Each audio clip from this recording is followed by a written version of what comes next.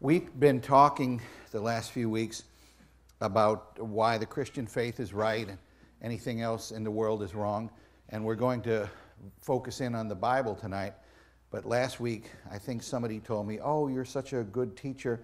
That would be like telling Balaam's donkey, "You're such a good donkey." The words are coming out of my mouth, and I'm praying that it's the Lord's words. Okay, remember, the whole point of this is we're all going to die. And so I want to know what's on the other side, and I would suppose that you do too. If there's no God, then of course there's nothing. But if there is a God, then there might be. So we talked about how you have to believe either in a personal God that's invisible, supernatural, eternal, omnipresent, omnipotent, and self-existent, or you have to believe in some impersonal forces that have exactly the same characteristics. The book of Romans says this. Since the creation of the world, the invisible things of God, namely his eternal power and Godhead, are clearly seen. So there's got to be something. Well, the question is it a personal being, or is it some kind of a series of impersonal forces? Impersonal forces can't communicate, so you still couldn't know anything for sure.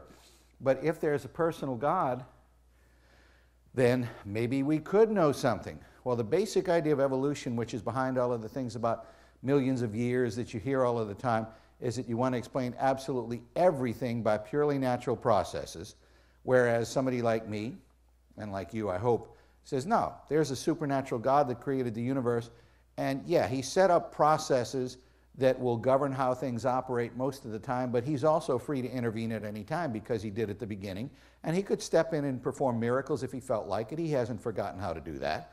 So we always allow for the possibility of the miraculous.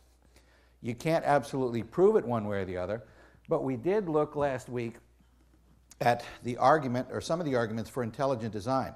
Darwin admitted that if there was anything, any structure that you couldn't explain by the steady gradual accumulation of slight modifications, his theory would absolutely break down. That is, if I say all dogs bark, Fido is a dog, Fido has to bark, how many non-barking dogs do you need to show that it's wrong? Just one. Okay, Darwin said all things are explainable by purely natural processes. How many things do you have to come up with to falsify that? Just one. We went through a bunch, and we kind of ran out of time, but let me just show you one more little thing, and then we're going to move on. There are places in the sea and places on the land where there are certain species of small shrimp or fish or birds. They'll walk up to vicious predators like crocodiles or like barracudas and sharks and so forth. So here we are, we're out in the ocean, and here's this barracuda swimming around looking for something to eat. It swims up next to this reef. It's like the car wash. Swims up next to the reef, stops, opens its mouth, and the little shrimp swim into its mouth and all up and down in its gills, and they pick off little debris and so forth, and then they leave, and the barracuda swims off looking for something to eat. Well, it just had food in its mouth, but it decided not to eat those things.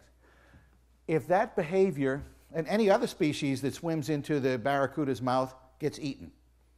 That behavior, of course, is the result of random chemical processes, right? Random mutations in DNA. It is so lucky for the little shrimp that just as they acquired the mutation that said, hey, swim into that shark's mouth, the shark acquired the mutation that said, don't eat that shrimp.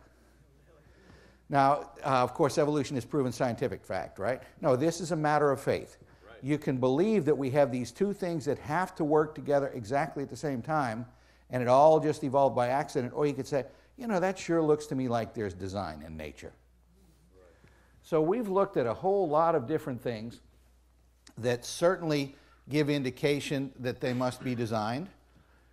And I showed you where Dr. Francis Crick, who won the Nobel Prize for co-discovering the structure of DNA, said that biologists have to constantly keep in mind that what they see in nature was not designed, but rather evolved. Why do they have to keep that in mind? It sure looks like it was designed.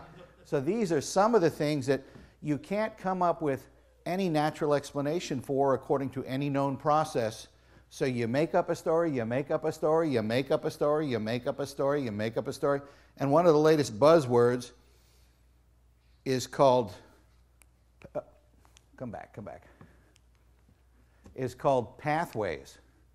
That's just a code word for the latest made-up story to explain something. I talked about the error-correcting mechanism in cells. you have to believe that the mechanism that prevents errors arose because of errors that did not get prevented. Sure, you can believe that if you want to. And then you have to come up with some explanation for how you're going to have DNA continually increase in complexity down through billions of years, where oh, stop that. I keep pushing the wrong button.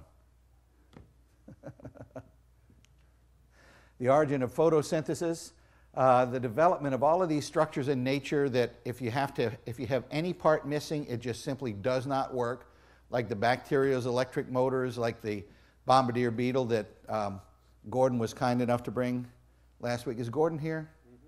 Gordon, could you possibly get a hold of a dinosaur for next week? If anybody can, it's him. Cool, cool. But you have to come up with the origin of every major type of living thing. Sex. You know, sex is anti-evolutionary. Sex is not as efficient for reproduction as just dividing cells. So we've got to come up with some mechanism why sex evolved, why all of a sudden some ancient snail started taking care of its young. You know, most snails and frogs and so forth don't take care of their young, but somewhere one of them decided, yeah, I want to take care of these kids. And it happens to us too. You're going to have to come up with some way to explain the origin of humans, consciousness, morality, religion, humor, and so forth and so forth. What happens if any one of your stories is false? You found your non-barking dog. Evolution is false. So, of course, the judges nationwide, the courts, continually say that intelligent design is just religious and evolution is scientific. Well, intelligent design is a matter of faith, where you look at statistics and probability and you say there's a high probability of non-randomness, versus evolution, where you look at statistics and you ignore them and you say, well, never mind the low probability, it's all randomness anyway. It's just statistics, guys. If you just do a little ordinary scientific testing, you'll conclude this is not random. There's something outside of any understood process that must be driving it. Of course, that's as far as intelligent design goes, but it's no more scientific, despite the lack of insight of the judges. It's no more scientific to say it's impossible that there could be intelligence than it is to say it's possible that there could be intelligence. Either way, it's a matter of faith. So, okay, I believe there's got to be some kind of a God, got to be some kind of intelligence. I'm doing great, right? Well, the demons believe and tremble. You believe there's one God? You do well. The demons also believe and tremble. There are some skeptics that poke fun. They think they're poking fun at people that believe in intelligent design. And, you know, intelligent design only goes so far as saying there's some non-randomizing influence, and we won't say who it is. Well, I'll tell you who it is. It's the God of the Bible. Right.